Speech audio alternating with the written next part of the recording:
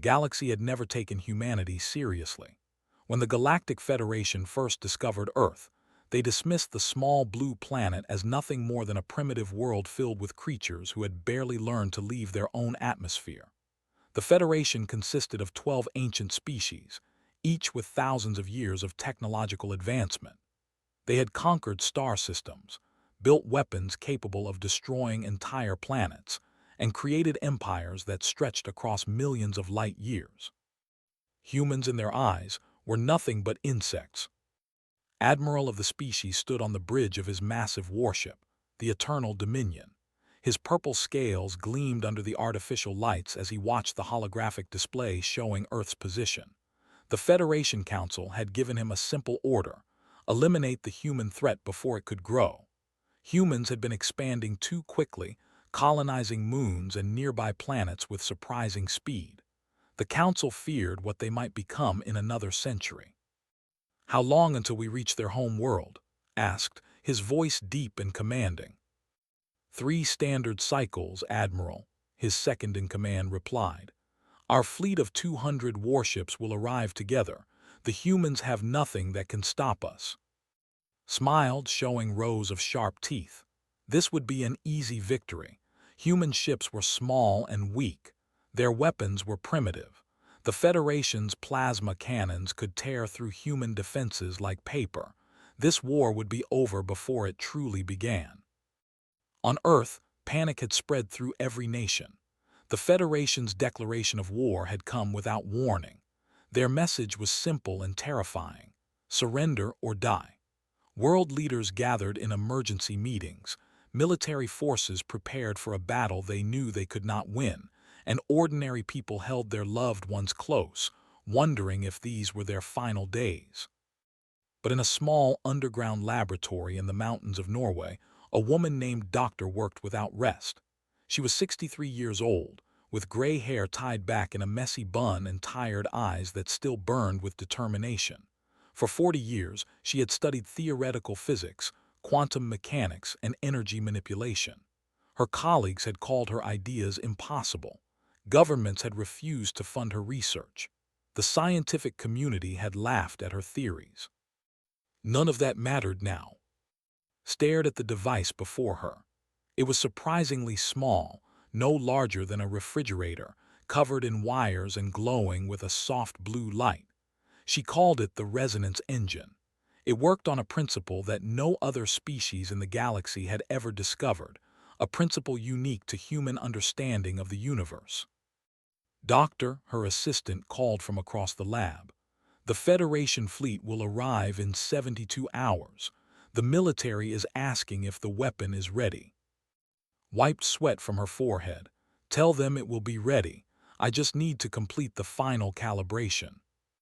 She had spent her entire life preparing for a moment she never believed would come. The theory behind the resonance engine was beautiful in its simplicity. Every ship, every weapon, every piece of technology in the galaxy operated on energy. Energy flowed through circuits, powered engines, and fueled weapons.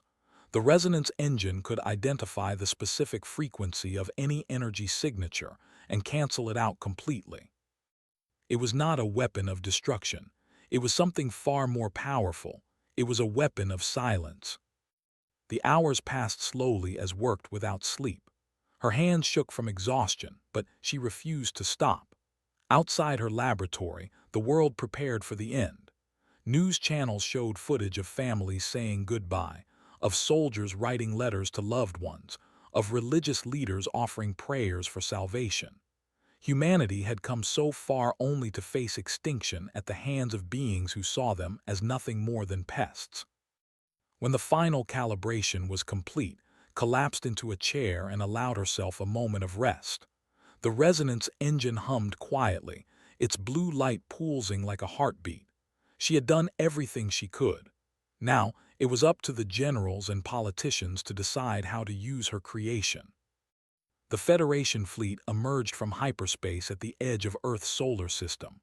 200 warships, each one larger than any human vessel ever built, formed a massive wall of metal and weapons. Admiral watched with satisfaction as his ships took their positions. "Begin the approach," he ordered. "Destroy any human vessels that attempt to resist. Spare their planet for now. The Council wishes to make an example of them." The fleet moved forward, engines roaring with power. Smaller human ships attempted to intercept them, firing missiles and energy weapons that bounced harmlessly off Federation shields, laughed at their pathetic efforts. These creatures truly did not understand what they were facing. Then something strange happened. A single human ship, barely larger than a shuttle, appeared directly in front of the fleet. It broadcast a message on all frequencies. "This is Doctor representing Earth. We offer you one chance to turn back. Leave our system and reconsider your hostile stance. If you refuse, you will face consequences you cannot imagine." Found this amusing. A scientist, they send a scientist to threaten us, ignore her, continue the advance. But had not come to negotiate. She had come to demonstrate. Inside her small ship, the resonance engine activated. A wave of invisible energy spread outward, passing through the Federation fleet like a whisper through a crowd. At first, nothing seemed to happen. Then, one by one, the lights on Federation ships began to flicker and die. Weapons systems shut down. Engines sputtered and failed. The massive warship under's command went completely dark, leaving only emergency lighting. "What is happening?" demanded, his voice rising with panic. "Report." "Admiral, all systems are failing," his second-in-command replied, fear evident in his voice. "Our power cores are not damaged, but nothing is responding. It is as if our technology has forgotten how to work." His voice came through the communication systems, which somehow still functioned. "Your technology operates on energy frequencies that are common throughout the galaxy. My device has simply told that energy to stop cooperating. Your weapons will not fire. Your shields will not protect you. Your engines will not move. You are now floating helplessly in our system, completely at our mercy." Stared at the dark screens around him. In all his centuries of warfare, he had never experienced anything like this. His ship, the pride of the Federation fleet, had become nothing more than a metal tomb drifting through space. "This is impossible," he whispered. "No species has ever developed such technology." "That is because no species thinks like humans," replied. "You have spent thousands of years building bigger weapons, stronger shields, faster ships. You focused on power. We focused on understanding. We asked different questions. We found different answers." The Federation fleet remained paralyzed for 6 hours. During that time, human ships surrounded them, weapons armed and ready, but had ordered them not to fire. She wanted the Federation to understand that humanity could have destroyed them all but chose mercy instead. When the resonance engine was finally deactivated, Federation systems slowly returned to life. Immediately received a communication from the Federation Council. They had been monitoring the situation from their home world, watching in horror as their greatest fleet was rendered helpless by a single human scientist. "Admiral," the council speaker said, "you are ordered to retreat immediately. We are beginning diplomatic negotiations with Earth." Wanted to argue. His pride burned with humiliation, but he had no choice. If that device activated again, his entire fleet could be captured or destroyed. The humans had proven themselves not through violence but through intelligence. As the Federation fleet returned to Earth a hero, every nation celebrated her name. Children drew pictures of her small ship facing down the alien armada. Scientists around the world studied her work, amazed by the elegance of her solution. But did not seek fame or glory. She returned to her laboratory in Norway and continued her research. When reporters asked her how she had developed such revolutionary technology, she gave a simple answer. "Humans are different," she said. "Other species build empires and conquer worlds because they are afraid of the universe. They try to control everything around them. But humans have always asked why. We are curious. We want to understand. That curiosity led me to see energy in a way that others could not. The universe is full of secrets, and humans are natural seekers of those secrets.